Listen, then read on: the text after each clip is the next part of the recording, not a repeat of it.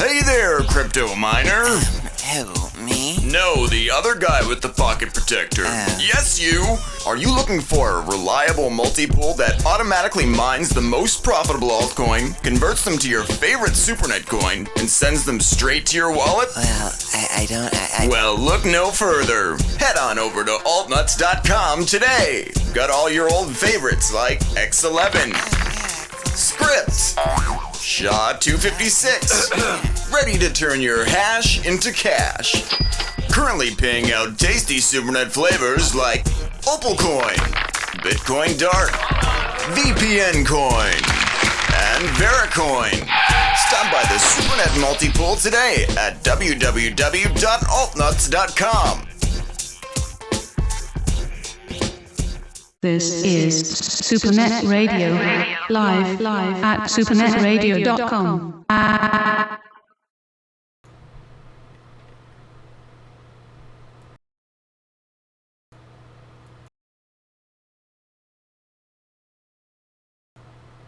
Hello, crypto extravaganza, peoples, fanatics, gamblers. Don't be in denial. You know you're a gambler. Today we come to you on Saturday. I haven't slept in 24 hours, but that's okay, because I've done it multiple times. Today we have a coin that's pretty. I have a lot of respect for this coin. A lot of people have overlooked it, I believe. Overlooked it, maybe haven't looked into it. It probably means the same thing. And you have to value it for its simplicity. It's literally so easy, your mother could do it. So it has value. Now, according to the way the price is going, it looks like it's got normal. It has a slow rise, a slow fall. It's got a healthy trade going on. A healthy trade is a little bit selling, a little bit buying. It goes up a few thousand, it goes down a few thousand, and on a regular basis. That's a healthy trading. And not when you see it go to 1,000 and go drop down to 30 Satoshi. That's not healthy. All right, so today we have Chris from Bytecent. You with me, Chris? I'm here. Hey, everyone. What's up, Holmes? Hey, LooTz. What's going on, LooTz? Chilling. So, Chris comes from. Tell us about you. What's your background? I know you're a developer, which was right. surprising. I didn't know. I never knew that about you. Honestly, Yeah, until you said it, you're like, oh, I actually have skills. I was like, get the fuck out of here. Yeah, man. I was born and raised in New York, and what really got me into computers just to begin with. I was always into computers, even from young. Like I had like the Commodore 64. I had the Commodore 64. Yeah. I did. I had Joust. I used to play video games. Yeah, man. I had a dot matrix printer too. Oh, did you? I didn't have the printer. But I had pretty much everything else with it. And so I always had a love for computers, man. But so if you fast forward ahead, I spent maybe the last 15 years or so just developing desktop software, security applications, games, all types of different things. Like I just love software in general. Don't tell the ladies that. You know what though? I like hardware. It's not just. I like hardware.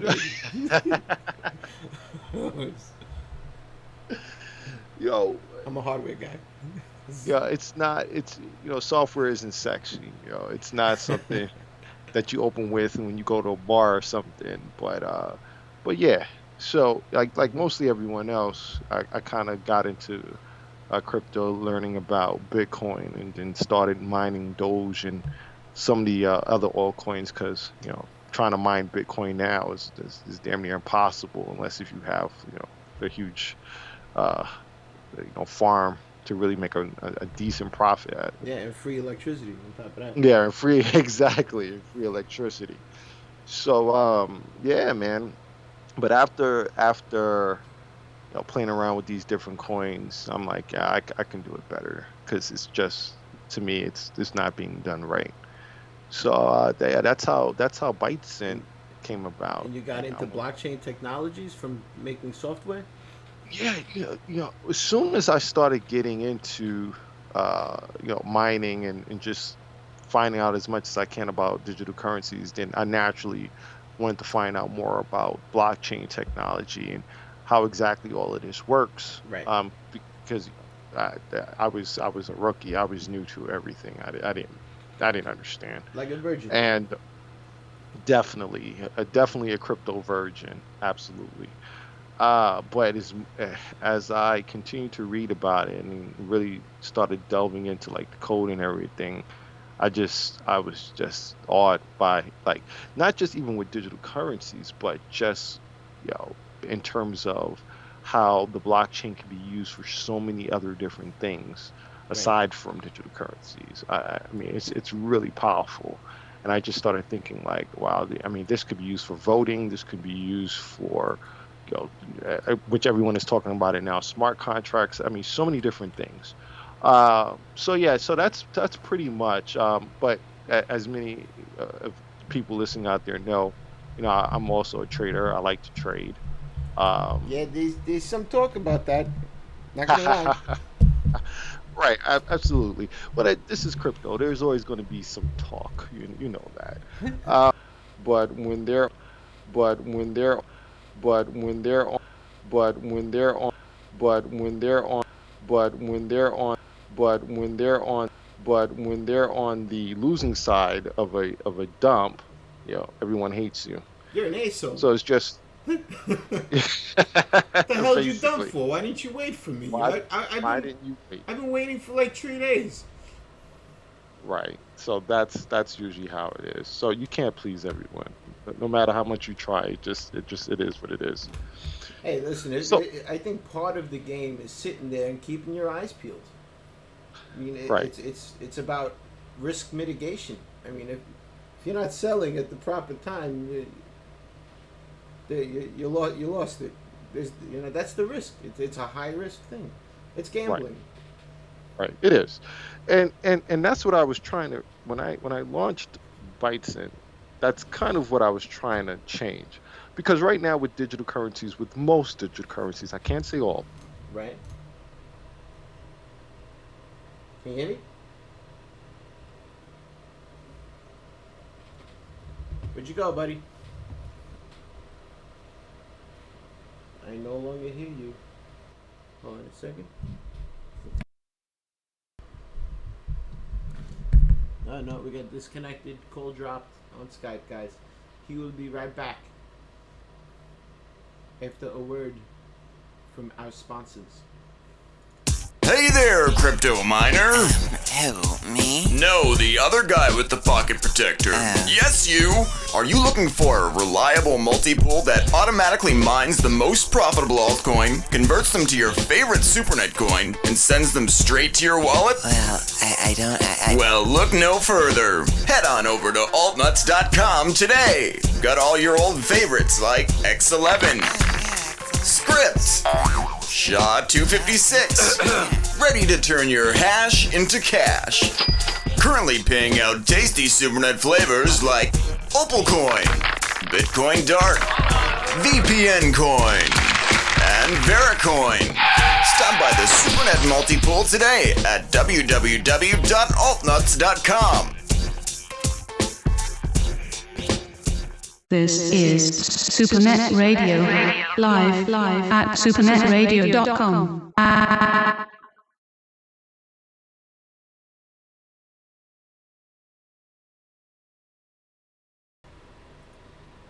And we're back. That was pretty Yeah, quick. See, not bad. Yeah, we had a little technical difficulties there. He got a phone call. The Skype dropped. I don't know, something like that. It's, He threw it in the water. fell in the toilet. There's always something. But yeah, man. Don't hide your You know, drugs inside your phone because it could always accidentally fall in the toilet. Not that I've ever. I'm just saying. I've heard about it. Go for right. it. So where So where were you at? I don't even remember, but I could tell your listeners that Bytecent is definitely something that they should look into. Oh, Uh, you were talking about trading. You're talking about oh, the right, pumps right, and the right. dumps, and how Oh, yeah, yeah, some yeah, people are yeah. on the wrong side. Right. Thank you, because I got a little sidetracked there. So yeah, with the trading, it's pretty much a virtual game of chicken, Right. and so some people win, some people lose, and the people that lose get very upset. They start hating you because they're on the losing side. Right. So I wanted to change that with Bytecent. I wanted a coin that people can actually use to do something besides pumping and dumping, and something that they can actually believe in. And I also wanted something, and you said it, earlier in the show, starting off, that something that's easy for pretty much anybody to use. Hey, Bytecent's easy, and I'll explain why in a minute. But go ahead. Right. So, and that's the way it was designed from the beginning, to be easy for anyone to use. Um, so, we embarked on this journey, and it's been over 8 months, going on 9 months now. Hmm. And it's been a roller coaster ride, because this is not easy. When a developer is legitimately trying to bring something new to the table and just not trying to do a pump and dump or just trying to get people excited and go off and do something else, but when a developer is dedicated to a project, it's really not easy, Right. because you have the miners who want the mining to remain as easy as possible, and they want to get as many coins as possible. Then you have I remember the beginning days of Bytecent when you get like 15, 20 coins a day. 30 right, coins a day. I was like, wow, this is insane. And I'm usually on top of all the new coins. right, right. Well, believe it or not, we still have people that are mining about that many coins now, because the network has stabilized. And we had an issue with a quote unquote super miner who's able to kind of bypass and figure out a certain ways around it, and we Right. got him off the network. So now it's just pretty much just regular people mining with their CPUs. And yeah, so with Bytecent, we've taken it from server farms and pools, and all the things that make it kind of difficult for the average user to compete, or the average user to mine, and Right. kind of brought it back to the desktop, like how Bitcoin was in the early days, Uh-huh. where you can use a regular CPU and mine coins, and maybe use it to get pizza or whatever it is that you're going to use it for. Lucky So pizza. Oh man, lucky son of a bitch. And I, what's funny? He probably threw it away. yeah, well, no, he actually did try to sell it. If I'm not mistaken, he tried to auction it off, and he didn't get any buyers for it at Right. that time. So yeah, so we're kind of mirroring that, because now I tell people all the time, and it's funny when you were talking about like healthy trading and everything. When a coin is new and you don't have that many users, a coin market cap is not supposed to skyrocket to 2 million when there's only a few people that's actually using the coin. Right.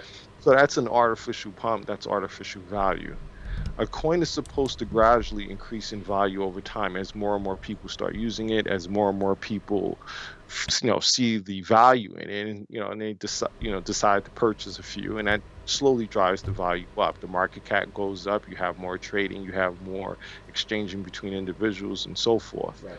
So we're kind of mirroring that with Bitcoin, with Bytecent, because when you look at Bitcoin's original growth and you look at Bytecent, it's almost similar. So we're not looking to have a market cap of 1 million by the end of the year, because there's not a lot of commerce going on with Bytecent right now. So we don't need $1 million market cap. Right. So right. So right now we're focusing on the mom and pops, the people who know nothing about digital currencies, to introduce them into the mining, because that's the fun part of digital currencies. And when you and I were talking, and I'll let you talk about it, in terms regards to your mom, but people get excited when they mine a coin for the first time. When you explain what a digital currency is for them and what they can do with it, and they go ahead and they install your wallet on their computer and they mine for the first time and they get their first coin, they get excited. And Right. as they continue to mine, they get more excited, because it's like, wow, I'm actually quote unquote creating money. That's how they look at it. So mining to me is very important for the whole, you know, adoption of digital currencies. And I just think the mining process itself is the powerful part of a digital currency. I know, blockchain, obviously it plays a huge role in everything, but the process of mining is just something about that draws people in. Right. So yeah, so that's the premise behind Bytecent, making it easy for people to mine and not having to deal with the whole, Well, server let, farms. let, let me give my fair view. Right. Yeah. Uh, Now, in the beginning, the price went from it was over 100,000 satoshi, Yes. and that's where it started. And normally, if you look at any coin, it usually starts that high. And then you get the dumpers afterwards. So that's normal. There's nothing abnormal about that. So when you see a coin just beginning and it's really high in price, somebody that knows what he's doing will probably wait for that price to come to some type of level. Right. The You know, peak, so, right. and then but my experience with Bytecent, because I know about I've been using it for a while. I when I first got it and I saw getting like 10 coins a day, 15 coins a day just with my CPU. I started opening all my old computers and using the CPUs.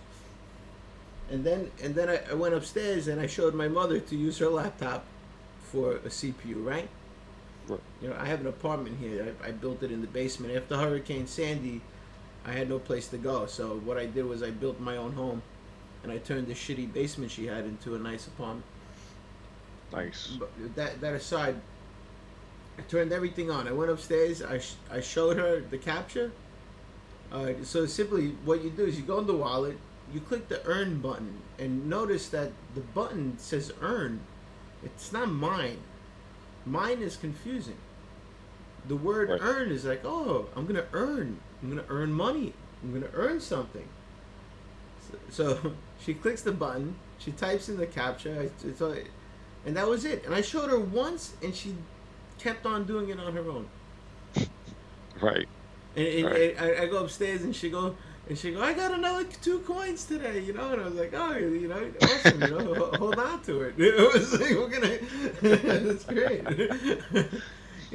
Meanwhile, I had like 50, but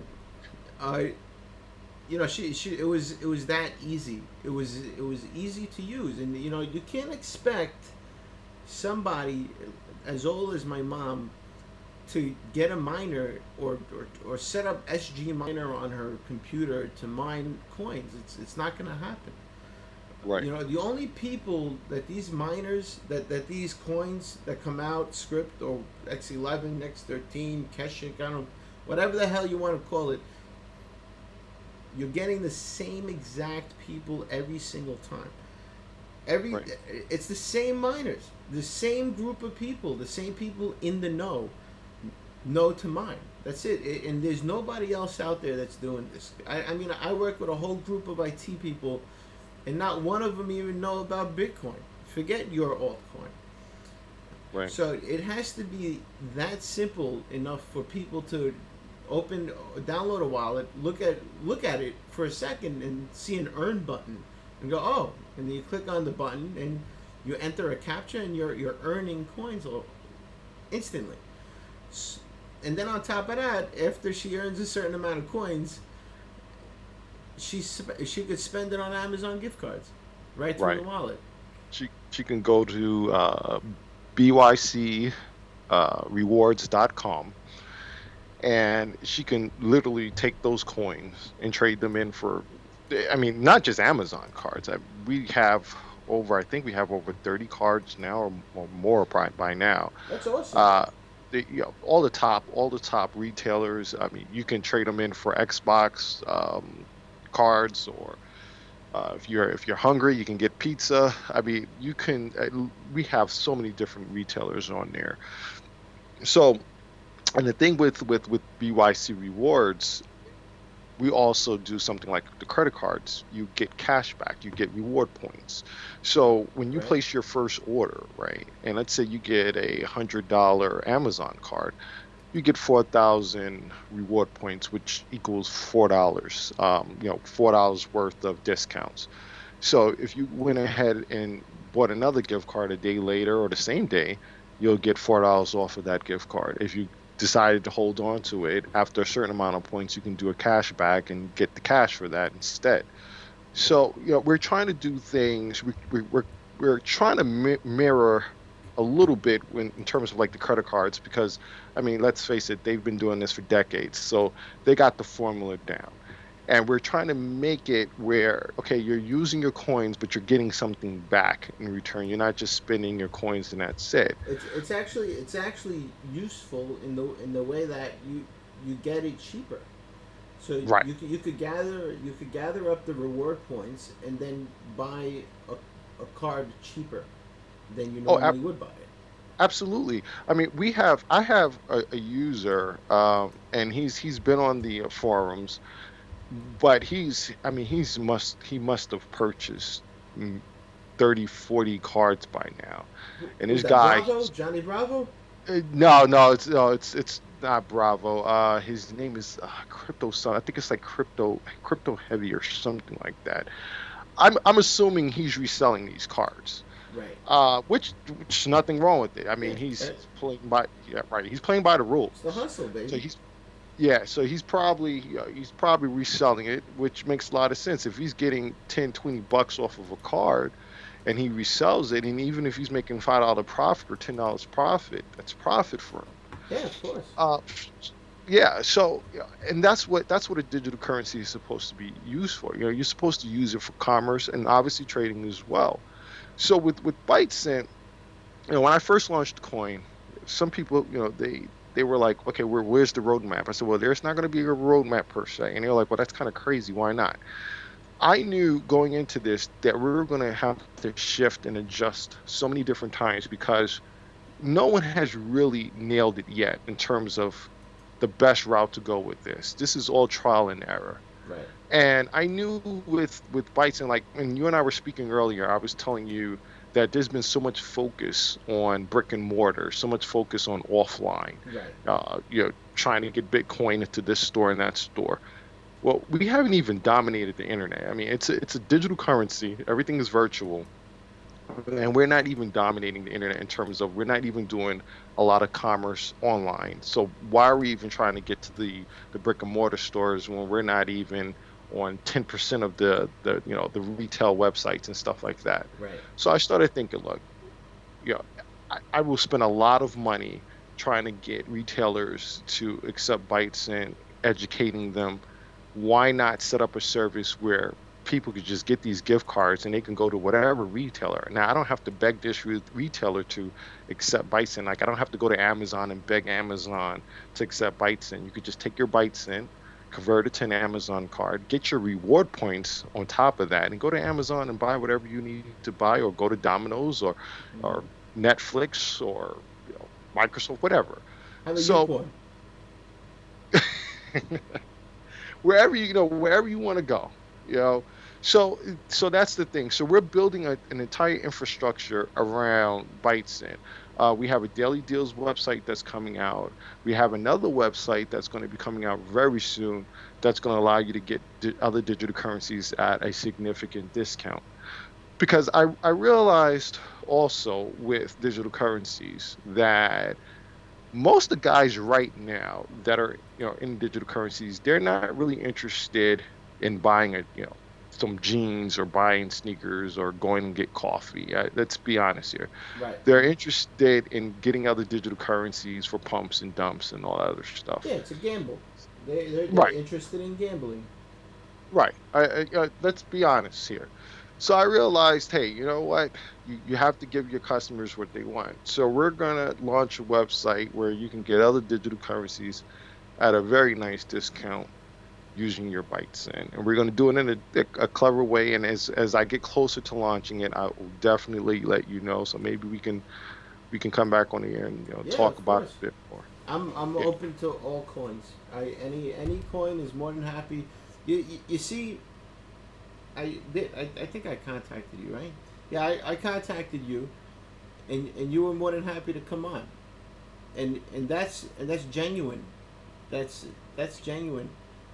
Uh, you know somebody's well, not 100%, but somebody's not being devious in not coming on and being genuine on the radio. Uh, just to give you the reasons why, I contact many coins. Many coins that I think might go somewhere. And when the dev does not contact me back, I'll even take a message saying I'm too busy. Okay, that's fine. Or I'm anonymous, whatever. But if you don't contact me back, there's something strange about you. Because there's no reason not to do the show. It's on my dime. It's free PR for you. Why Right. wouldn't you do it? It makes no sense to me. So and the fact that I won't promote any negativity. There's no need for negativity. And I intentionally don't ask coins that are in the negative anyway. So that being said, you know you're here and you're talking on with me. And I'm I would consider myself a well-known person in many communities. Right. So and it's this. I asked you on the show because your coin is unique. It got my mother to use it, and she doesn't understand anything. She doesn't know how Bitcoin works. She has no idea. She just knows that she clicks that button, she earns some coins, and she could buy some cards. That's it. It's that simple, and that's amazing. But on top of that, you have merchant buttons in your wallet. Your wallet is packed. Your wallet has a method of buying BYC directly without Right. using an exchange. So that's appealing. I mean, why? I don't have to go through an exchange. I could, and that's a pain. Nobody's going to figure out how to use an exchange, set up their two-factor authentication if they do that. I mean, send money to the exchange it for Bitcoin, then send it over to, and then buy another specific coin, and then send that coin to the wallet. I mean, it's too It's much. not going to happen. Too much for an average It's person. It's ridiculous. it's too much. And It's then there's the talk. I don't know if you ever heard me say it, but there's assets in NXT. yeah, You ever heard of NXT before? yeah, of course. NXT. So in NXT, there's assets. So I call that 3 levels deep. Right? These people have to go 3 levels deep. So not only now that you have to buy the coin, now you have to go in the wallet and buy the asset. And then when you want to sell the asset, now you got to sell the asset back to the NXT. And then, from the NXT, you got to sell it for the BTC. And then you got to sell the BTC for the fiat. For the fiat, exactly. What the The hell? Well, that's the big rub, and that this is the reason why we're not seeing, with all of the attention Bitcoin has been getting lately, you're still not seeing the average user flocking to Bitcoin to even try to figure out what it is, because once they hear about it and they say, okay, well, let me learn a little bit more, and after reading a couple of paragraphs, they're basically like, okay, this is just too confusing. I'm going on to something else. Right. And that's part, and really and honestly, that's part of society today. We have a short attention span. We're not really looking to delve in. We want things as simple as possible now. I mean, that's unfortunate, but that's the way it is. So I realize, and everything that you're saying, I completely agree with you 100%, that we're going about this the wrong way. I do believe, people see me on Twitter, and I say things about Bitcoin, and I have a love-hate relationship with Bitcoin. I know if Bitcoin never existed, there probably wouldn't be a Bytecent and all the other different Right. digital currencies out there. Right. So I have to give homage and respect to Bitcoin. However, and there's a however in there, Always a but. I when people talk about Bitcoin being decentralized, that's absolutely BS. Just Commission shows you that it's not decentralized. Maybe the protocol itself and everything, yes, but right now China dominates Bitcoin mining. Right. To the point where they're pretty much now dictating the direction of where Bitcoin is going. That to me is not decentralized. When you have all these server farms that are, able to mine millions of dollars worth of Bitcoin a month, how is that fair to the average user who may not want to buy, who could be a college kid, for example, can't really afford to go and buy Bitcoin, but he does have a computer he wants to mine. He can't, and it'll take you a year or more to mine Bitcoin if you ever mine one on just a standard computer. Right. So I thought that alone had to change. Forget about everything else. You have to make mining as fair as possible. Now, once again, nothing is perfect. Bytecent is far from perfect. We have our pros and our cons like everything else. But I've been trying, you know, I've been trying so hard to keep it as fair as possible, where someone with a standard laptop on a Celeron can actually mine bytes, and it's possible. You can fire up a Celeron laptop and mine a few bytes and go to the exchange if you want to sell it, or go buy some gift cards. Right. Now, will it be like that a year from now? Let's say if Bytecent really becomes popular and you start having a bunch of people mining it. I don't know. But as for now, anyone with a standard desktop or laptop can mine Bytecent. But you're absolutely correct when you say that it's just too complex for the average digital currency. Not only mining it, but buying it, selling it. It's just the whole system is too complex. Well, I think I mentioned it earlier. I think the focus is not in the right direction. Right. The problem here is that these coins are concentrating on features, right? And in order to get another price hike, I need a new feature. Oh, I need another feature. Oh, give me a feature. Can I buy a feature, please? No. No. You're going about it all wrong. Nobody gives a shit about your features. Only us geeks give a shit about it. Us geeks go, oh, cool, because we're IT people. Right. But I go to the bar and I tell a chick about the feature. She gonna look at me like I have 3 heads. Hey, what? Right. What can I? What is it? What's a blockchain? I mean, they have no. I mean, you'd be lucky if they know how to use their own computers. Right.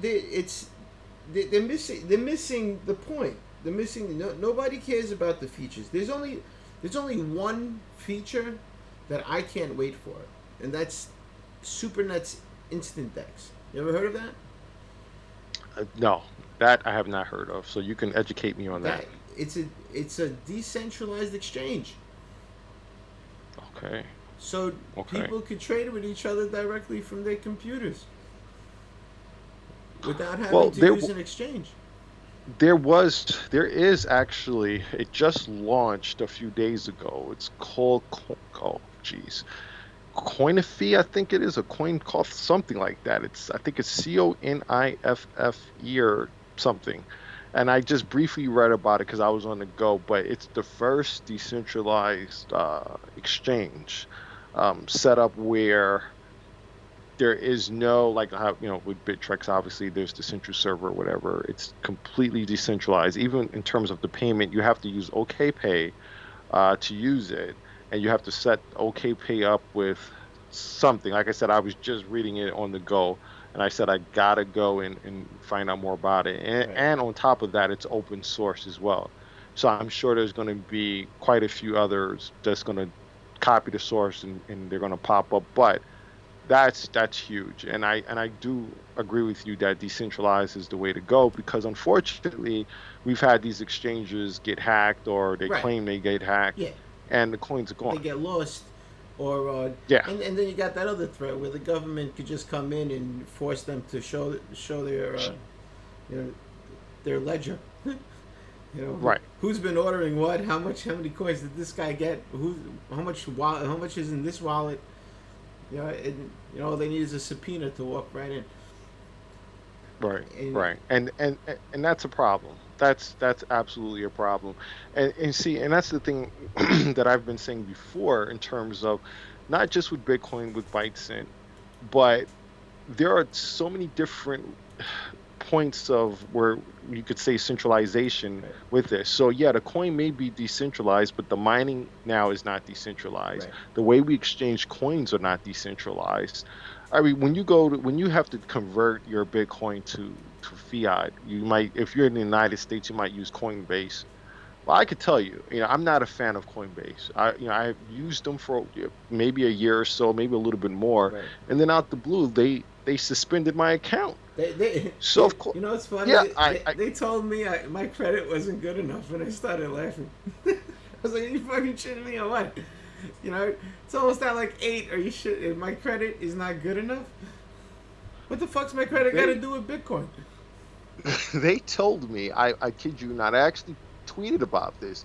They told me that I'm running, and basically they basically was saying like I'm running an illegal money transfer service, or were accusing me of running a money transfer service. Well, I'm like, wait a minute, I'm just using my Bitcoin, to go on an exchange. I may use it to like I sometimes I might do something where like I'm giving away bounties or whatever, and I don't want to use Bytecent, or the person doesn't want to accept Bytecent for whatever reason. So I use Bitcoin, but that's primarily what I use it for, to go on an exchange, and for that. And so one of the people who worked there was basically like, well, we need to see your license for a money transfer service. But I'm like, what are you talking about? A money transfer service is when you're accepting money for Bitcoin or vice versa. You're the money transfer service. I'm using your service just to convert my Bitcoins.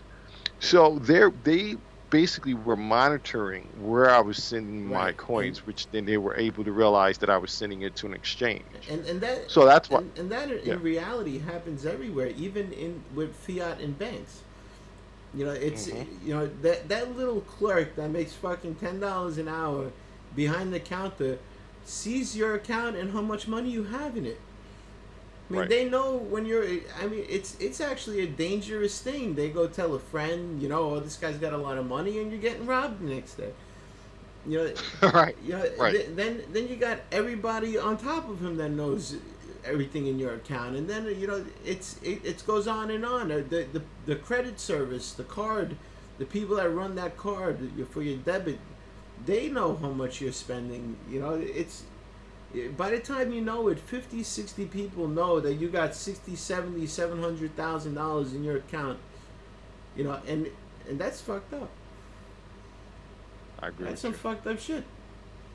I'm, So, we have a lot. I mean, we have a long way to go in terms of digital currencies and getting it right. Um, but I will agree with you that it's kind of asinine to focus so much on features when there's only a group of people that know exactly what that feature does, and it brings absolutely nothing to the table in terms of adoption, right. because that's the problem now. Okay, so Bitcoin, and this is my argument with Bitcoin, and look, and I'm not slamming Bitcoin. I'm just making a point that they are the most well known right now digital Of course. currency. When everyone talks about digital currency, it's always Bitcoin. They're not talking about Litecoin. They're not talking about Bytecent. They're not talking about Next. They're talking about Bitcoin, yeah, of course. Bitcoin. Dell, Right, Dell adapted it. IBM is actually looking into using blockchains internally. right. And so are so many of the different financial institutions. And I said this a year ago on the forums, and people laughed when I said that within a year you're going to start seeing major banks start to really look at blockchain technology. And people laughed. They were like, "Yeah, you don't know what you're talking about." And sure enough, a year went by, and now you hear about Citi, you hear about all these different financial Getting institutions. hacked. That, so this is the thing with Bitcoin. The problem with there's a couple of issues that I have with Bitcoin. One, it's too slow. If it's too slow for just regular online transactions, Yep. you have a problem. Forget about offline. It's too slow. Uh-huh. Now I know there are people that argue and they will say, well, yeah, there are services that'll do instant confirmations, yada yada, all this other stuff. But that should be native within the protocol itself. That should be the way Bitcoin is. It's too slow. The second thing, and this is when I try to explain blockchain technology to my computer geek friends that are not really into it yet. They're more, they're older guys. They know about Bitcoin, but they're not really into it yet. And when they find out that you have to download the entire blockchain, Right. they're like, "What the hell?" Yeah. So as it continues to grow, you're gonna have what, 50 gigabytes, 100 gigabytes, 300 gigabytes or more in your computer. I'm like, yeah, basically. I mean, there are wallets that are light wallets and all that other stuff, but if you really want to do the full money, you got to download the entire blockchain. So they're like, hey, that doesn't really make sense. It has to be a better way. So I explained to You could them. use Electrum, I think, right? Right. I mean, there are alternatives, and that's what I told them. There are alternatives, but it goes back to Bitcoin. Obviously, was the first, and I don't think when they created this, they didn't really know that it was going to become as big as it did. And now because it's so big, and there are things that can be changed. I mean, for example, you heard about the debate back and forth when they were debating about increasing the block size from 1 megabyte or whatever, 2 megabytes to 20 Right. megabytes, the whole back and forth thing. Yeah. And the guys in China didn't want them to increase it for XYZ reason. I mean, there were so many different reasons why they didn't want them to, but at the end of the day, they settled on a number. But the problem is with Bitcoin, for the fact that it is open source, and that's the thing with Bytecent. Bytecent is not open source, and for a couple of different reasons. But because Bitcoin is open source, and because it really boils down to whatever network or whatever mining farm has the most hash, pretty much dictates what's going to happen next. Because the biggest fear was with that, if okay, we change it and guys in China decide not to update their wallet, obviously there's going to be a fork. Well, who's going to follow what fork? We had a huge debate about that. Like, okay, so if Bitcoin forks, who's going to follow what? Are we going to follow the guys in China, or are we going to, follow this network? Who's going to dictate which network is the correct network?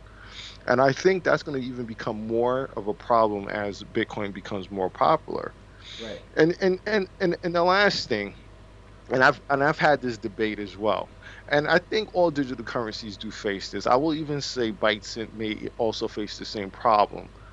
But if a government really wants to shut Bitcoin down, it's nothing for a government to set up a huge ass server farm, spend a few $1,000,000, set up a Right. server They're farm and control 51%. Yeah. can control the hash. Right. They don't have to go and buy up a bunch of coins. They don't need to do that. All they got to do is set up their own server farm and control it. And I don't think people are realistic about this. I mean, forget about a government. Bank could do that if they wanted They have to. quantum I mean, computers. yeah. So it's to sit there and believe that this is something that's decentralized and no one can control it. That's not true. It's absolutely not true. No, So I agree. No, they have unlimited. They have my tax dollars. Using my fucking tax dollars against me. right, but and it can happen. It can happen at any time. So that's one of the things when I discuss with people, like, look, you can't focus on the technology so much, but focus on getting people to understand, make it easy for people, get them using it, and then we go from there. Then you start adding the anonymous stuff, you start adding all the cool stuff, Right. but let's start getting people to actually use this thing. Right. So But if the entire economy has over 51%, we don't have to worry about it. If we got exactly. the economy using it and hashing 51%, they can't do it. Right, right, and that's the key right there. That's why I favor solo mining over pools and all that and, such stuff. Where if you have a bunch of people solo mining, if you have 20,000, 30,000 different people, not only is it good for and healthy for the network, but it's also good for the trading as well. Because like your mom, for example, so let's say if your mother mined 100 coins, right? And she's not really interested in selling anything right now. She mined it, she's happy she's mining it. That's 100 coins that's off the exchange. We're one Right. of the only coins, I think on Bittrex, there is roughly 88,000 coins on Bittrex, but we have over 600,000 coins that are mined. So we're one of the only coins because most of the time, when people are mining a coin, they're using a pool. It goes from the pool directly to the exchange. It doesn't even go to their wallet. They don't even bother downloading a Right. wallet. Right. It goes right. So we have I, the I majority. I know this asshole in New York. He power mines all the new coins that come out, and then he just dumps it on people. I mean, this guy's Right. a real jerk. But that's what happens. I mean, most of the miners don't have any intention of holding on to their coin. So that's what makes Bytecent unique, where we're really focusing on, I would have to say the core of the principles of Bitcoin, where it was supposed to be for the individual user, and it kind of just became an arms race where it went from CPU mining to GPU mining to ASICs, and God knows what else is gonna pop up. I, And I now you, think I think Satoshi himself factored that in already. He said in his paper that he knew that you know internet will get faster and bigger machines will come out. He did factor that in. right. But I don't think they realized that huge server farms were going to Right. pop up just to mine Bitcoin. I don't think anyone foresaw that, because I got to tell you, when I heard about you know the China first state in China, it's like this is becoming a way of really making money out there. And these guys invest a lot of money in these server farms. And the electricity, I guess, the electricity is cheap. So they're able to really build these farms out, at a quick pace and be up and running and make over $1 million within a month of being up and running. I mean, that's just insane to me. Yeah, well, But then I there's a started real, thinking, they're motivated people. right, but at the end of the day, that's a security problem as well, because now I had this argument with one of the guys and from our community. I won't say his name, but he's very bullish on Bitcoin. So I said, okay, but what happens if all the server farms in China, let's say if China, decides, what, this is not for us, and they shut everything down at once?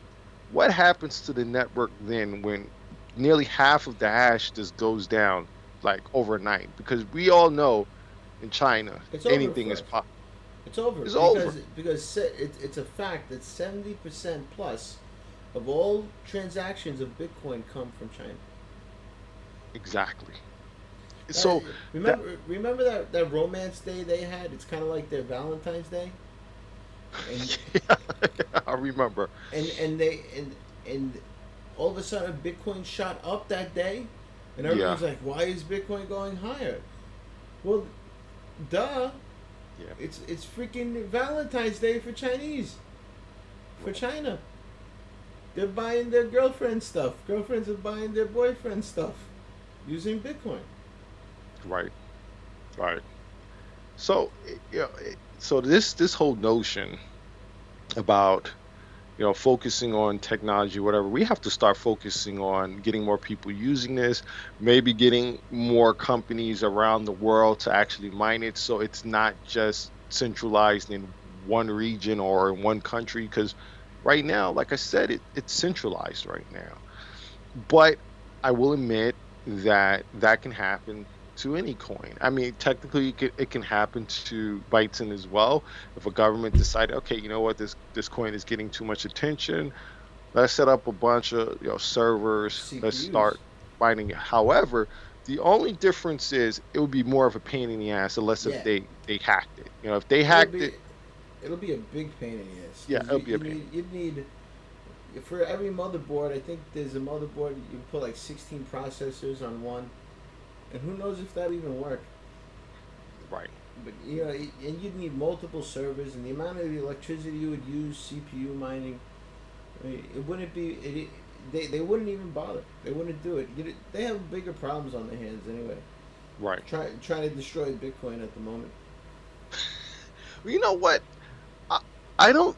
I used to be on a side where I used to think that they were out to destroy Bitcoin, and I don't think they're out to destroy Bitcoin anymore. I think they're out to take it? adopt Bitcoin, meaning they're looking on how they can profit from Bitcoin and use the technology and clone Bitcoin. It's Uh, actually their dream because right, they want a one world government, right, and this would give them a one world currency. Everybody in the world using the same currency, and if they control it, that's a dream of theirs. That would be something that would be very beneficial to them. so right. So now I got a question for you. Mm-hmm. And it's regarding Bytecent. So you're there in the early days. You mined a few. Uh-huh. Your mom mined a few. In terms of mining, now I know you do your S script and you mine with your S script. Mm-hmm.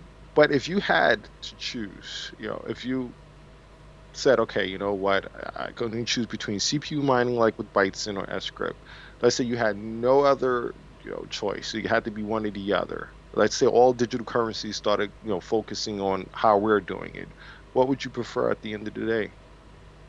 Do it the old way with S script, setting up your machines, or doing it with your CPU where you could just mine the way you mine with Bytecent. But the It all caveat de- here, it all you, depends which one's more profitable. I was just going to say, but it's still going to be profitable because really, honestly, Bytecent is very profitable. When you mine Bytecent, like roughly right now, Bytecent I think is worth like 8.8 cents, something like that. Like it's like 8 cents, give or take, or 9 cents. Right. On average, if you have a decent CPU, you can mine anywhere between 30 to 50, maybe some we have some people that are mining like roughly 70 Bytecent on just one machine, but roughly 30 to 40 Bytecent per day. That's one machine. A Now lot of does network stake have a toll in it? If somebody has a lot more coins, do they get a lot more by mining? no, no. However, what we did was, if you have X amount of coins, you don't have to enter the capture every hour. So the more coins you have, the longer you can mine without having to enter the capture. So like I explained to you earlier, now we're actually in 1.4. We're making even 1.4 even more easier for the layman. I mean, it's pretty much idiot proof. I hate to use the word idiot, but it's pretty much idiot proof. Right. But one thing we did was we removed the capture out of there because there have been people that's been complaining about capture, whatever, and we made it SMS. So it's going to send you a text message to your phone, and you take that code and you enter it in, and you start mining. So obviously the purpose of that is to detract from people using bots or people trying to game the system or whatever. Right. We feel the majority of individuals now have a cell phone. If you don't have a cell phone, then there's a problem. And that's a good idea. I think lately there's a hack to not have to put the capture in, right? Right. Well, there was an individual who he found, like I said, he kind of bypassed it. Now we released the patch, and that that disabled what he did. And it's always a cat and mouse game when you have something where there's some type of security. There are going to be people that are going to come in and they're going to try to game the system. I mean, that's just the way it is. Reverse engineer it. Right. Exactly. And I have to be honest with you. We've had people that say, "Hey, you know what? I've been able to do X, Y, and Z. This is how I did it." and they contact me behind the scenes. They're not really out to destroy anything or to cause any harm, but they just have the thrill of being able to Find find bugs. ways around. Yeah, exactly. I give them a bounty, fix it, release a patch, and we move forward. So the SMS is a great way also detracting from, as we start to get popular. You don't have like farms like we were just talking earlier in China deciding, hey, you know what? Hey, let's start mining bytes, and they start setting up these networks because entering an SMS even every 24 hours, every 23 hours, it's a pain in the butt. But for the people who are home and they want to earn a few bucks, a day, or 20, $30, Right. My mom's a every. housewife, so she just walks over to the computer every Right. It's perfect. You got that college kid, you want some extra money. It's perfect for that. And that's our demographic. We're trying to go after the person who doesn't really want to go out and buy Bytecent per se, but they're interested in learning more about digital Now, currencies. Now, okay. but there's one other thing. But then the guys in our community, like the people that are listening to this, the real, crypto fanatics, I mean, there's a benefit for them as well because those guys, if they go out on an exchange and they buy the Bytecent, as Bytecent start to grow, the value of Bytecent is going to slowly go up. There are people in our community now that sees. If you look at the chart, it's been pretty stable. We do get dumps every now and then. Look, Google gets dumps, Facebook gets Right. dumps, Microsoft gets dumps. If there's trading, there's always going to be a person that comes in every now and then that's going to dump. Who's got to pay the But rent? right, there's somebody that's going to say, hey, something, I need some quick cash. I'm gonna dump. But it's been stable. It's been roughly the same price for the last couple of months now. We've gone up a few cents, gone down a few cents, but it's been roughly stable. So if someone is looking for a digital currency that they can really invest in and not have to, wake up in the middle of the night and look at the charts because they're scared it's going to go down, like you said, from 30,000 Satoshi to 10 Satoshi, then Bytecent is for them. It's time to Now, buy. if they're looking, say again, I'm sorry. It's time to buy. Right, right. And that's what I tell That's how people. I think. If you're looking for a coin that's going to go up 10 times value in a month, that's not Bytecent. Our growth is slow, but we're stable. And if you're looking for a coin where you can actually do something with it, something tangible, then it's definitely Bytecent. Because like I said, we have the bycrewards.com and we have the Bytecent card also as well that people could purchase now, but we're going to be going to retail very soon, where it's the card goes into your regular USB port. It's a miner, hot wallet, cold storage. So when you take it out, you can take it on the road with you. You can have You, your you, your you, coins on you. you know what's funny, and I don't know how coincidental this is, but I had the idea before you did. I saw those things on Alibaba, and I was like, "Yo," it was like I could get my coin printed on it, and offer it as like a feature for saving your coins on it, Right, or put like Fibre OS on it, and have right, people walk around with Fiber OS, which is like a Linux, and you can just plug it in and have access to your wallet. So right. I actually thought of it, and then I saw you do it. I was like, oh, son of a bitch, he got to it. Well, the thing is, and it goes back to what we were discussing earlier about easy use. So I realized, look, when you have a small company and you don't have a huge marketing budget, you have to find ways of getting people to pay attention to what you're doing. Yeah. So the idea behind the card was always to go retail with it, excuse me, and offer a few Bytecent with it. So when you buy it, you'll get $5 worth of Bytecent, but also there'll be promotional material with it. Explain like if you hook it up and you plug it in or whatever, you're able to mine and you could use the coins to get gift cards and our daily deal website that we're going to be launching soon and all the other great stuff. So that's what we're doing. We're kind of targeting that average individual who is not really going to go out and purchase these coins, but will love to be able to get these coins for free and then use them to buy something. Right. And then you got the investors, like I said, the guys that are listening to this right now, and the guys that are out there that who trade, who could see the value in this and as this grow, and they come in and they buy the coins because now they hold these coins or whatever, and as the value goes up, there's like a symbiotic relationship going on there. So that's what we're trying to do. We're not trying to, replace commerce with, or I should say, replace fiat with Bytecent and use that for commerce. We're trying to complement what's already out there, so Well, you can have. well, Sure. let's get back to what we were saying before, because this is the ultimate problem. None of these coins are going to get popular. I don't care what feature you come out with. Crowdfunding, yeah, that worked out well. You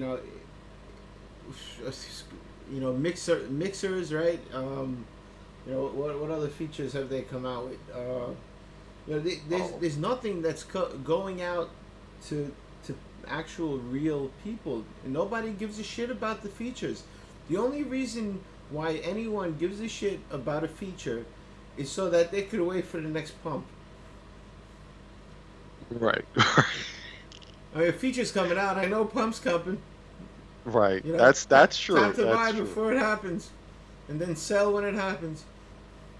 Right, And that's the game. And now they they're even two steps before that. Most people that know about it even before the regular people that know about it, buy the coin, and pump it and dump it right before the actual news comes out. Right. So you see the features are pointless at this point because you're not forming that bridge. Once you form that bridge to normal people and get them using it, then you could Everything will fall in yeah, place. you Everything could will fall in place. create a button for every feature. I don't give a shit, but do it. Get people to know it, and there's a lot of education to go with this. I mean, we need services that educate people on this. But Well, if you make it as easy as Bytecent, you download this application, click the earn button, boom, you're done. That's it. That's how easy it is. And you know what? You know what, Chris? I approached the coin recently, and I told them about this idea I had. I said, listen, I was like, your coin is proof of stake, right? And I love playing with wallets. The coin is proof of stake, and it's not really doing anything. And to be honest, I'm an average person, goes to work every day, and your coin is fucking boring. It's boring. I'm bored out of my mind. I just want to dump it and go into something more fun. And I recommend why don't you insert like a multi-pool into the wallet, so somebody, even though it's proof of stake, I'm sorry, no, it's proof of work, which nobody's really mining. At least it won't just like stay there doing nothing. At least now somebody can actually click a button that says earn, and it'll mine a multi-pool. It won't be a pool that mines directly to a blockchain, but it's how multi-pools work is they buy other coins and then they dump them and buy and cash out for the coin you want. Right. So why not put a button inside the wallet and have the wallet mine directly to a dedicated pool for Bytecent or whatever coin whatever the hell it is. Why? And like, oh no, it's a bad idea. And, they came up with every reason in the book not to do it. And I'm like, once again, your coin is boring. You're killing me. At least right. with proof of stake, I could sit there and watch the coins come in. That's fun. Well, you got a little backwards. You mean proof of work. Proof of work is your mining. Proof of stake is where you're staking the coin. You can't basically mine it anymore. But yeah, I agree 100% with you. You see where I'm going with this? Like proof Right. of stake, at least I see coins coming in. But the proof of work coins, you open the wallet and it's dead. It's like, all right, I got this much coin. What do I do now? Yeah, you got it backwards again, LooTz. Yeah, proof of work, mining, proof of stake is the boring one. That's basically you open your wallet, You have your coin staking, you get a few coins if you have enough coins, as interest or whatever. Proof of work is what we've been talking about, like with Bytecent and Bitcoin and everything else. But with No, it's not backwards. You see, the proof of work. There's proof of work coins out there that don't have the earn button. oh, okay, right. Where you just watch this flaccid wallet, Got it. and it really does nothing for me. I mean, you might as well put a dirty picture on there so I can look at it. Right. No, you're absolutely right. And that was the thing. And you know something, and I gotta tell you, I used to live for a little bit. I used to live in Atlantic City, and you know, some of the people out there who may not know what Atlantic City is, it's a town where you can go and you can gamble. Because I know we have some international listeners here.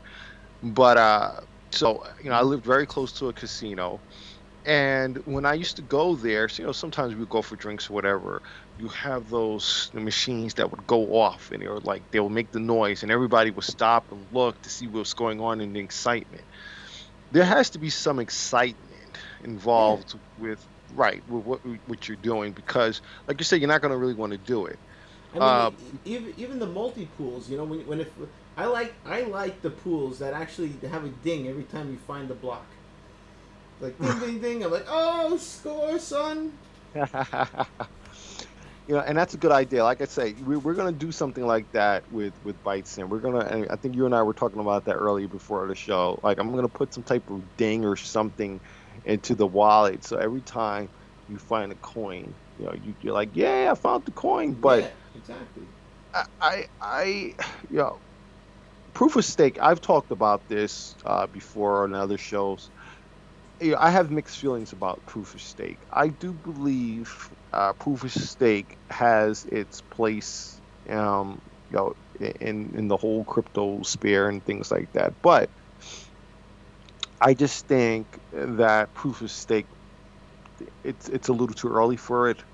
You only have, once again, like us geeks, the tech guys out there, the guys that know about digital currencies, fine, but you're not going to convince someone um, to buy a proof of stake coin at this point that doesn't know anything about digital currencies or anything like that.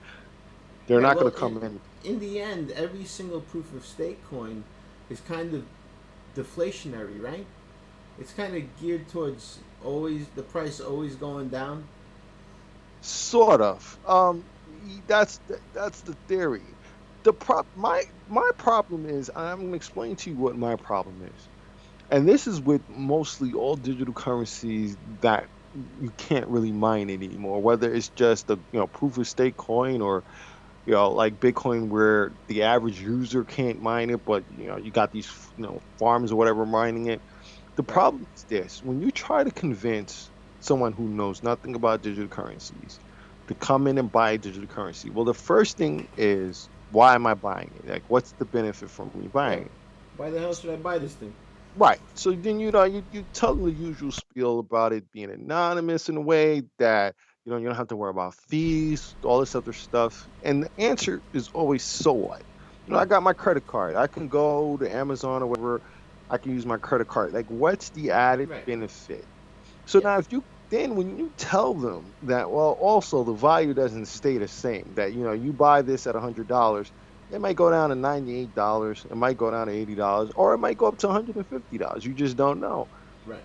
So then the next thing they say, this sounds more like a scam to me. Like, what are you talking about?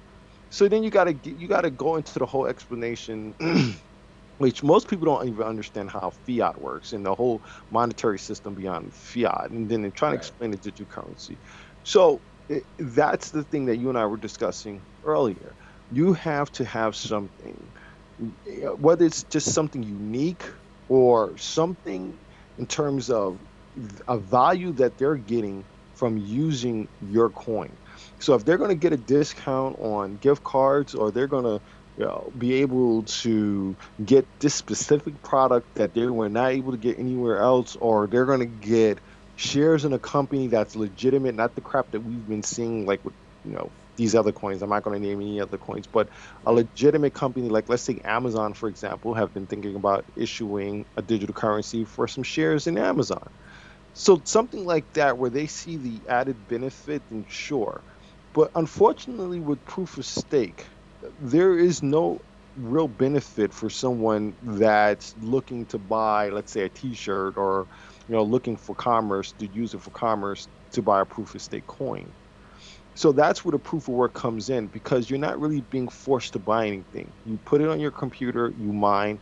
Yeah, I mine a few coins, I'm happy. But you do get that individual that they fall in love with the coin because they mined a few, and they're like, okay, something, I think I want to buy more. So they kind of get introduced to it first. It's kind of like a trial before you Right. buy, try before you buy type of thing. Mhm. So they get to mine it, they like it, and they're like, you know what, I want to buy more. I like this, and then they go and they buy more. But you Right. don't get that same type of attraction when you get a proof of stake. Like you said, it's kind of boring. Right. So I agree 100% that if you have a coin and it's proof of stake, you need to do a little something else by maybe adding a multi-pool function within the wallet, so you can kind of mine something else and get it. Because if Make it not, you make it fun. Make it right. fun. I mean, think about it. If it was, and we have these phones these days with like Snapdragon chips that, or what is that, like dual quad core, I think, right? Yeah, I mean, yeah, it's a monster. It's a monster chip in a phone, and if you could just put the like the Bytecent wallet in the phone app and use that quad core chip to mine coins, people will do it as they're walking. Or they'll turn it on. They'll turn it on at work and start mining on their phone from work. You know, everybody's connected to the internet with their phone. It should be simple. It's no, there's so many innovative ideas to get people to have fun with this, and the fun part should involve mining. It should involve mining or earning. Because people want to earn. People want to make free money. They want revenues. They want different avenues of revenues, and right. they'll do it while they're at work. They'll do it anywhere. They'll go to the bathroom. They'll probably press the button. They'll press the button everywhere. No, hold on, Right. babe, not now. I'll be right there. I gotta press this button. No, you're right. Yeah, you're absolutely right. I think the power behind digital currencies is the mining. I've said it numerous times, and I'll continue to say it. I think that when Satoshi came up with this whole thing, he was absolutely on point with the mining. But it's become perverted over the years, to the point where it's not fun for the average digital No, currency, it's because, not like you worth it. said, it's right, because it's too complex for the average user. So even if you're on it with a new coin that just launched, if you don't know how to set up the miners, or if you don't have decent hardware to mine, whether it's GPUs or ASICs, or a decent CPU, you're not going to really mine many coins. I, re- And I remember my yeah, first computer in the winter. I overclocked the crap out of the cards and I put it in the window. And it was so fast and frozen. It was so awesome. They're working yeah, perfectly. that's the thing though. You're a tech guy. If you try to get the average guy to even attempt to do that, they're like, "What the hell, man? I'm not doing this crap." So I think, for the guys out there that's listening, that's even thinking about developing a coin, yeah, that's what you guys got to focus on. You got to focus on making it as easy as possible for the average individual, because not everyone is going to want to buy a digital currency. Or or Not everyone or want, target a market. right, and Target a market and give it purpose. and that was going to be my next thing. Don't try to be the everything coin. I, uh, I've discussed this on another show, where we talk about all the different digital currencies, how there's like over 1,000 or whatever, Right.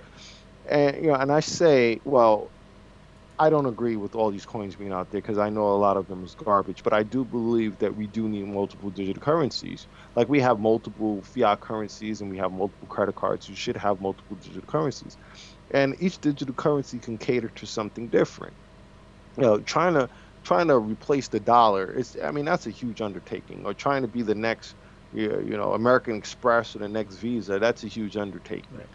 But if you're targeting a niche market, if you're targeting something specific and you do it well, you're going to get people to use it. So if you have something, let's say, for example, designer coin or closed coin or whatever, where you can use that coin on, let's say, one of the major retailers like Saks Fifth or Bloomingdale's or Macy's or whatever, and you get a significant discount, and you work out something with these retailers, you're going to get people that's going to use that. You're going to get people that's going to want to even invest in that coin because it's like you said, it serves a purpose.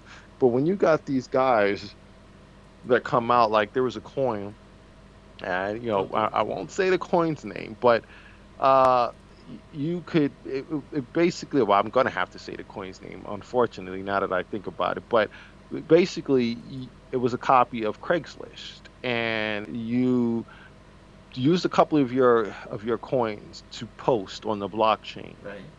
Now, I just didn't understand it because Craigslist is Yeah. free. Why go You through the can extra post steps? on Craigslist for free. Right. Why am I going to pay to post when I could just go to Craigslist? Like that doesn't that so that's almost inventing a problem to solve it. Like that's not really solving anything. So I'm not gonna download a wallet.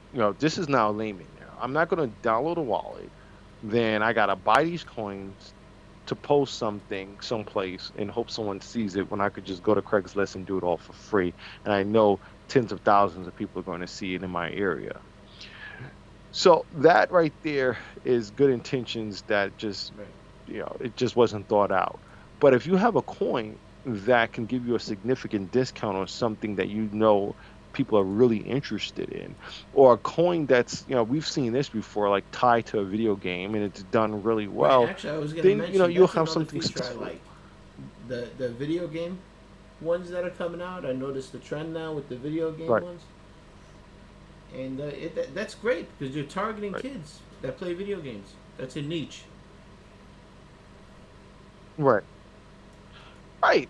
But, and a side note, and this is something else I always talk about too. When we say successful, and everyone's definition of success or successful is different. You have people that think a coin is only successful if the market cap is, above a million or above whatever number, and you got a bunch of people trading it.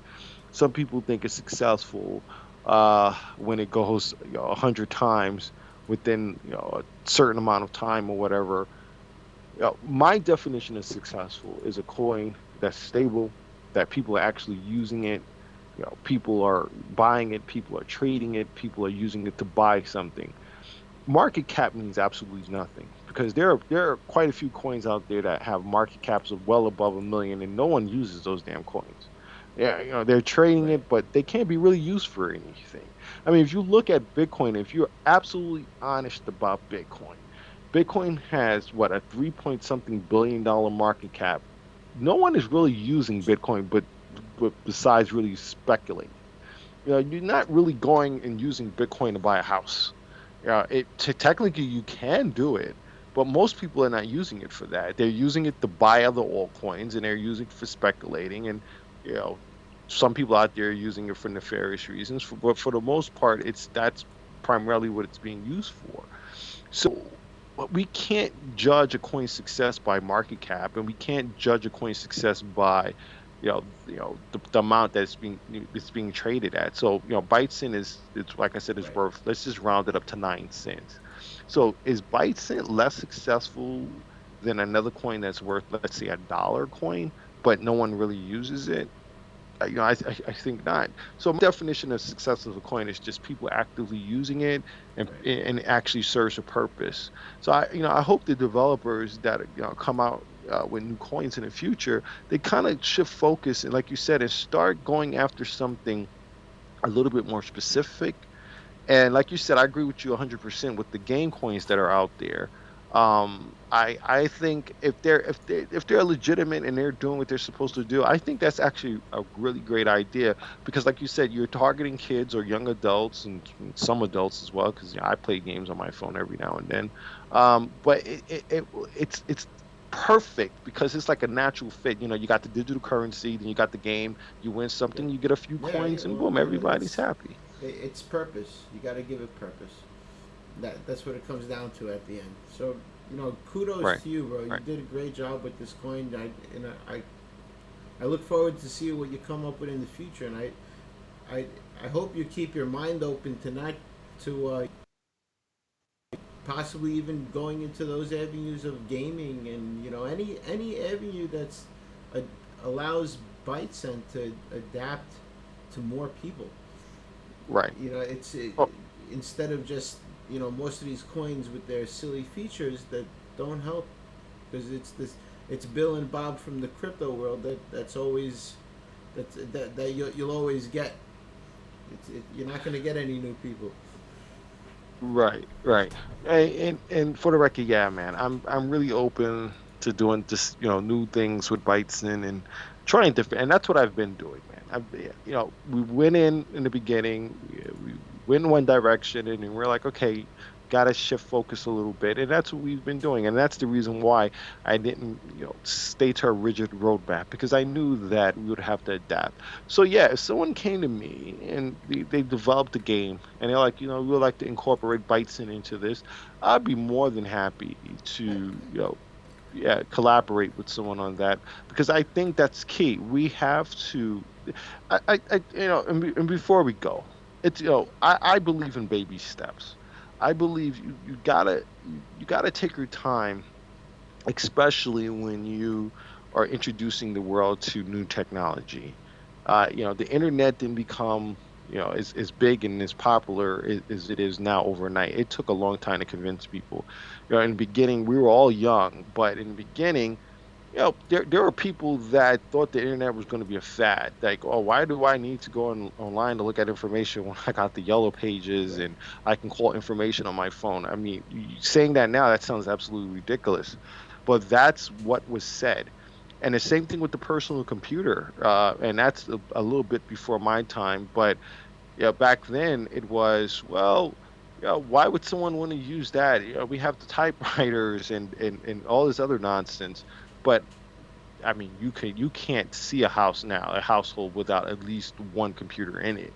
So the same thing is going to happen with digital currencies. Right now, everyone is like, well, what the heck do I need that for? Like, that makes absolutely no sense. And I guarantee in less than a decade, they're going to be commonplace, like your phone and like everything else. Right. But I really believe we're going about it the wrong way. I believe and I agree 110% with you that easy use has to be the main thing, but also we got to stop focusing on the features and start focusing on adoption, but focusing on adoption in a more realistic way.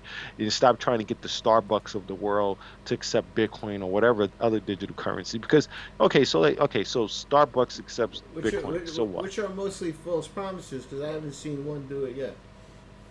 Right. It's not, and even so, that doesn't really, it doesn't matter because it's so damn convoluted to use Bitcoin in a brick and mortar environment. It's not even worth it.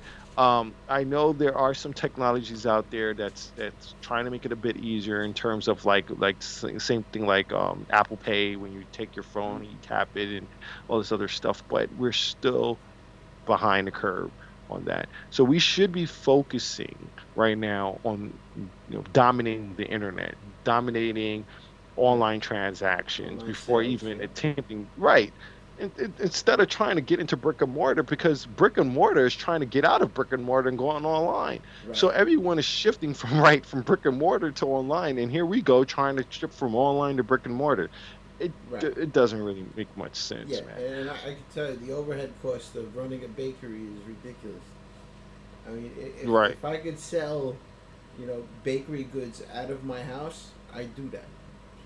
Because there's it between the health department coming in and finding your ass for every little goddamn thing, and all the you know having the expense of hiring more employees to clean the place, and it's really difficult to run a brick and mortar business and be profitable at the same time. and be profitable, right? And you know you forgot about rent. Yeah, Um, and the rent here in New York is ridiculous. it's ridiculous, man. Four It's to up. $10,000 a month. I mean, if you open up a pizzeria, what are you gonna make? $100 for your pocket? I mean, Right, if that, you're probably gonna. That's why most of them close within the first few months. right. It's, Yeah, it's difficult, man. So that's why a lot of the mom and pops stores, when people start new businesses, they're not even looking at brick and mortar anymore. They're looking at doing everything oh my, online. yeah. I was thinking the same 'Cause- thing. I'll make some rainbow cookies and ship them out of my house. right. It's just more cost effective. It's a lot easier, and you don't have to worry about the headache of, like you said, paying a bunch of employees and stuff right off the bat. Now, obviously, as you grow, you could decide to hire someone else to come in to help. But I'm the type of running a guy brick, not to hire anybody, dude. I do every. I'll stay there 24/7. I'll mop the floors. I'll clean the kitchen when I'm done, and I go home. I had a Spanish employee, uh, and he was late like 3 days, and I was in the fourth day. He called up, and I said, "Don't worry, stay home." And every time he would call, I'd say, "Nah, stay home. Don't worry, stay home." And he eventually he's like, "Do I still have a job, man?" "No, you don't. Stay home. Hey, there's no point in you coming because now I'm making your salary. Thank you." right, And right, and at the end of the day, when I was done making the bread and the cakes and the cookies and the pastries, I just I put on another clean shirt and I mopped the floor, and I did the dishes, and I did everything he did. It took me a few hours, and I went home, and I took his pay. I gotta tell you a little side note. You're making me hungry right now. I'm thinking about cakes and pastries, man. Oh, I'm fast, dude. I was a good baker, dude. I I used to have a table 40 feet long. I'm not 40 feet. Well, let's see, one, two, three, four. It was about 20 feet long, right? But there was two of them, so it's 40 feet. And it was a big bakery, Mario and Sal's in Queens. Okay. It's on the corner. It was on the corner near Romano Cleaners on Bell Boulevard, and Okay. it. I used to put all the sponge on the table, all of them, and one by one. I used to make one cake, fully done with Happy Birthday on it. Probably about maybe 40 seconds each. Wow. That's how fast I used to bang them out. Boom, boom, boom, boom, boom. It was people were like, "Holy shit!" I mean, that was my forte in the bakery. Making bread was my worst. I hated making bread. Right. You sound like you miss it though. I do miss. You know what I miss? I miss being my own boss. That's what I miss. And now I work for a Fortune 30 company as a network engineer, Right. partially network administrator, and I mean it's a shitty corporate world. I mean, yeah, you got to be nice when you really don't want to be nice. You know, when I want to tell somebody to stick it, I can't really say. You got to put your head down and be nice. When people are playing you, you have to roll with the punches because, you have to everything, and then there's all the corporate baloney and gossip and you know people sucking ass so just to get ahead. Right. And I'm not the type of guy. I work hard. That's what I do. I'm not here to. I don't come to work to make friends. So it's a tough environment. You got to compete with people that kiss ass, and I'm the person. I'm the type of person that doesn't kiss anybody's ass. I don't need to. And you could see that I come from a place where I feel I don't need to. Right. Because Right. I at one point in time I was better than all of them. I was better than every single one of them. I was doing better as far as money. Right. So it's a tough world out there, man. But you know what? If we could get crypto adopted and using it, and you know, I would love to open up another bakery and accept crypto. I mean, we'd probably get one customer a month, but but you know what? As the owner of the store, we could incentivize more. You know, Right. 50% off on a cake if you buy, you know, because technically the cake doesn't cost that much. You know, it's a huge markup. So Right. you know, get the cake for half price if you use Bitcoin. That would bring everybody to using Well, Bitcoin. that's what's going to be needed for any digital currency to get adoption, and you're going to have some type of significant incentive for someone to use it. So if they're going to go through the hassle of converting their fiat into, you know, whatever digital currency it is, or they're going to take the time to mine it, there has to be some significant, you know, something there, Right. incentive to, you know, make them want to do that. But listen, we forgot. So to your listeners out there, Right. you go to bycrewards.com, Ah. and if you use the coupon SuperNet, all together, one word, you'll get 10% off your order. So if you buy a $100 gift card, you know, Amazon gift card, you get 10% off, you get $10 off.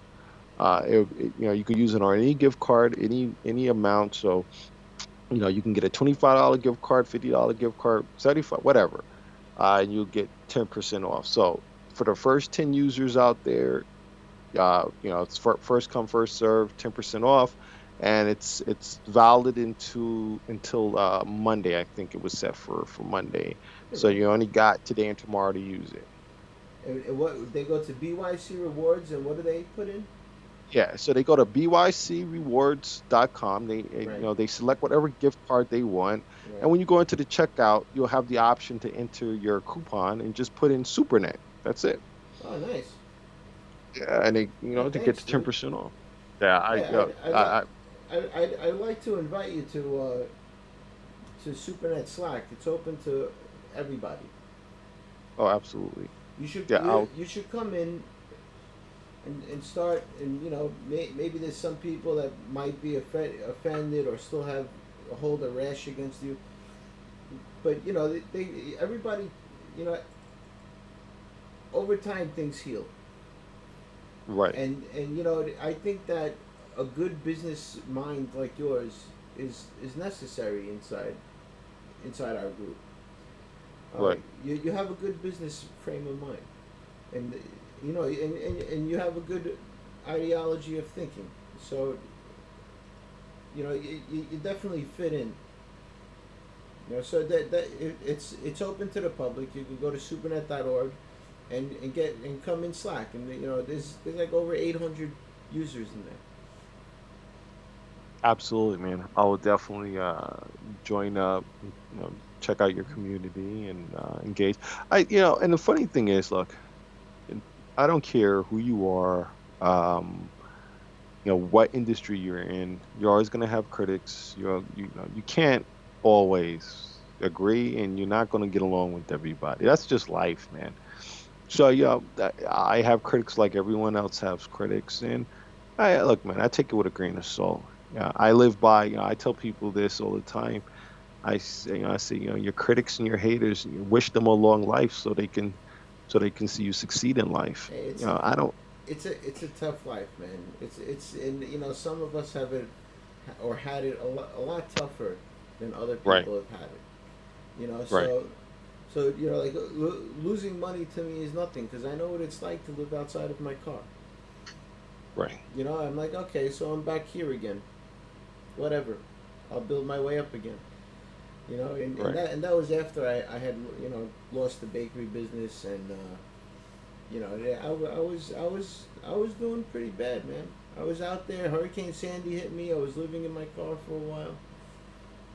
You know, I'm I sorry. didn't have renter's insurance. You know, so I lost everything I had, and I just fucking lived out of my car. I mean, you know, and that's it's rough.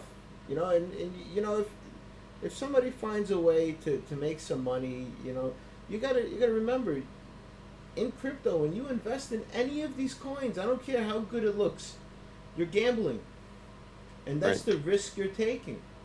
And if somebody wins and you lose, just don't be upset about it. You lost. You lost the game. It's a game.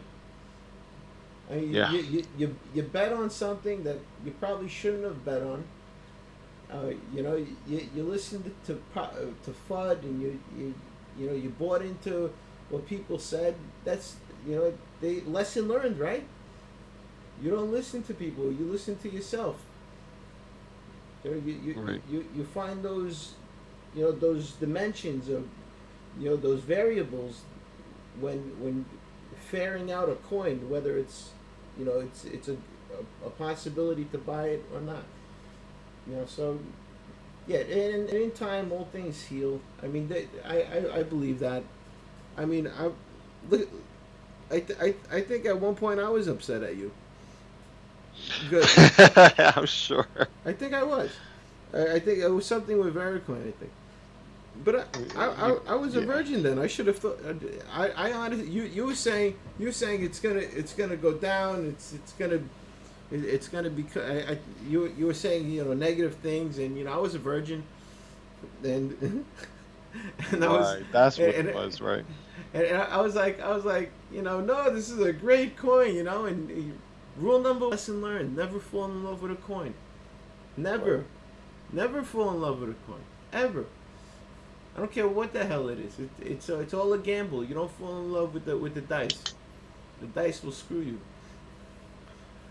Well, that's trading in general, man. That's trading in general. Whether you're Right. trading coins or you're trading stock, you have to go out and you gotta use common sense, basically.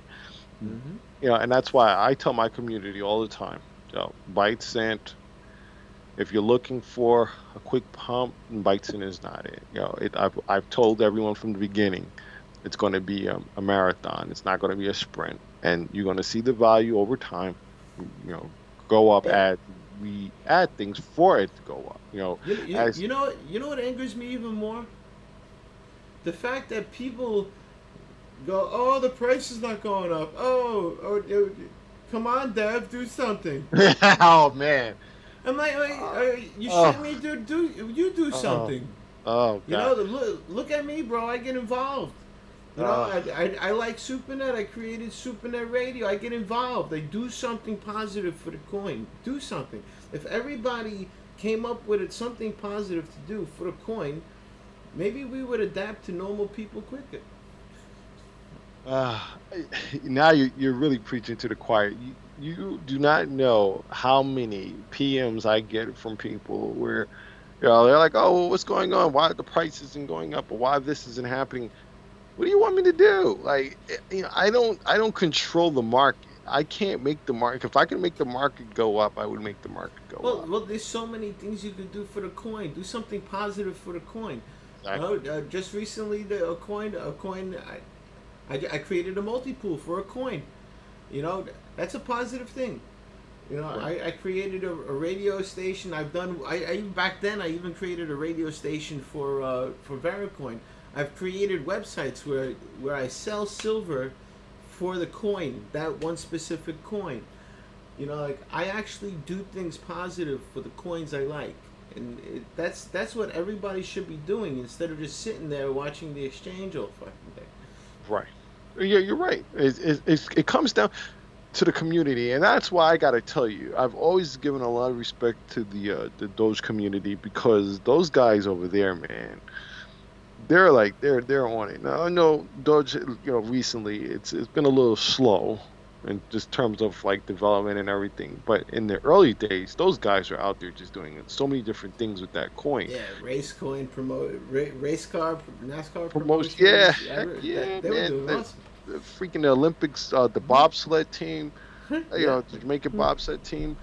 So that's what a coin needs. It needs an active community out there willing to do different things. But a lot of people, man, they're just more interested in looking at the exchange and waiting to sell, and then other people are just more interested in just mining as many coins as possible, and they're not interested in paying back and Yeah, contributing to the if community. you're not out there, you're not doing something for that coin that you like, You deserve to get dumped on.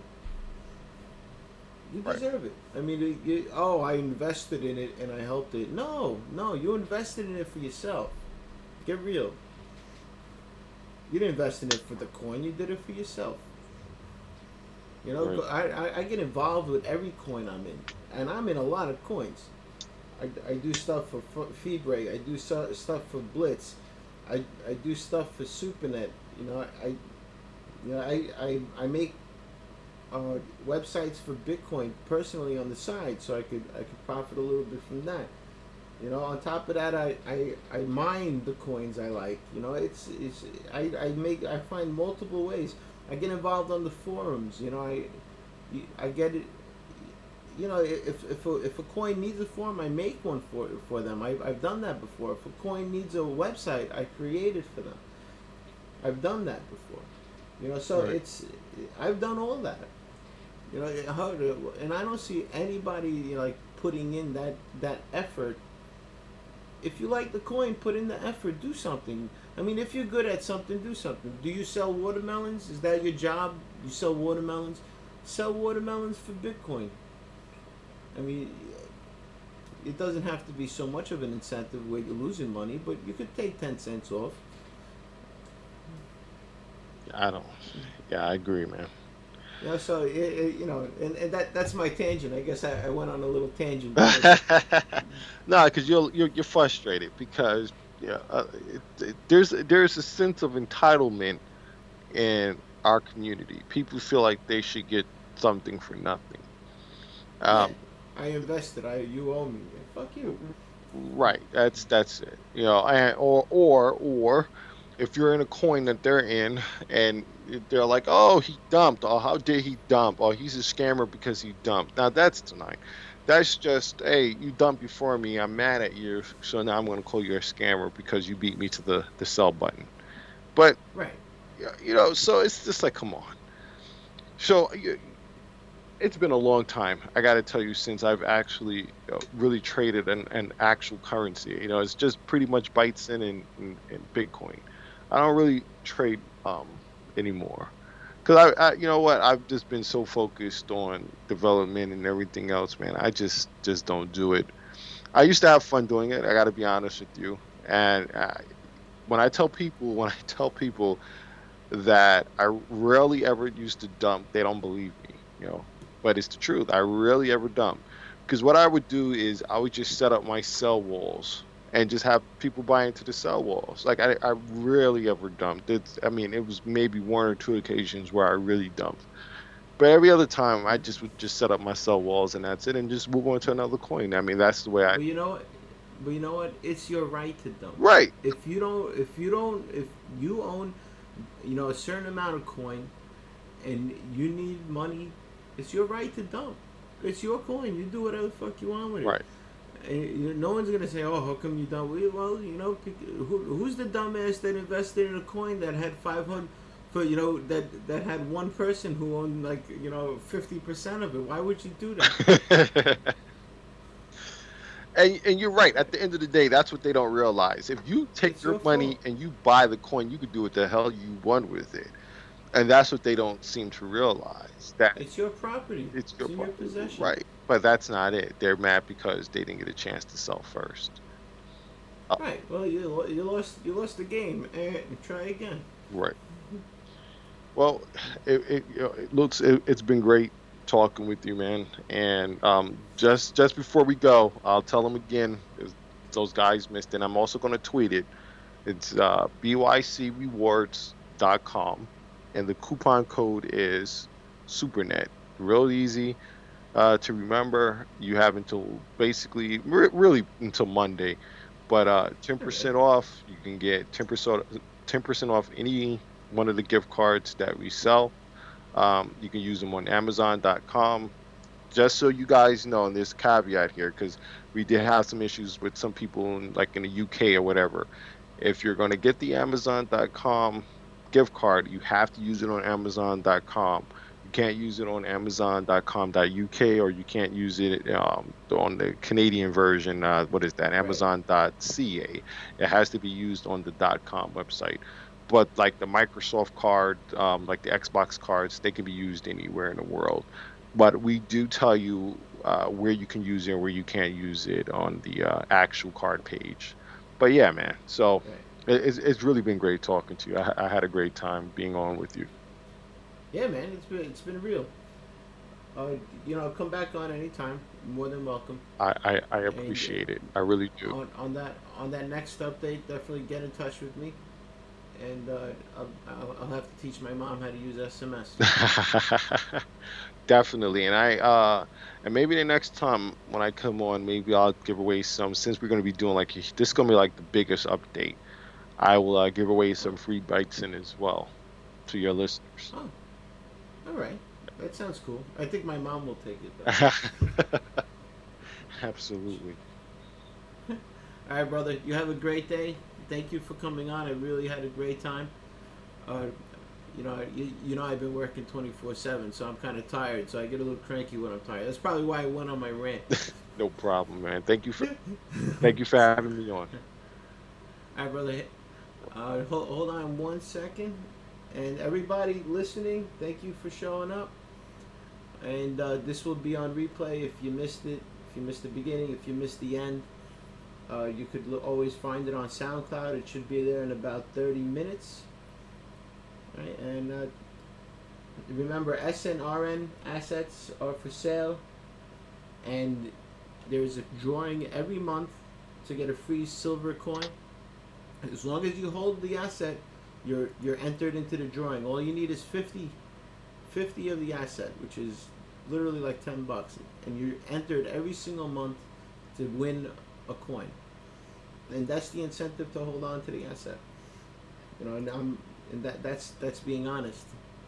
All right, guys. So thank you for joining us today, and I'll see you on the next show.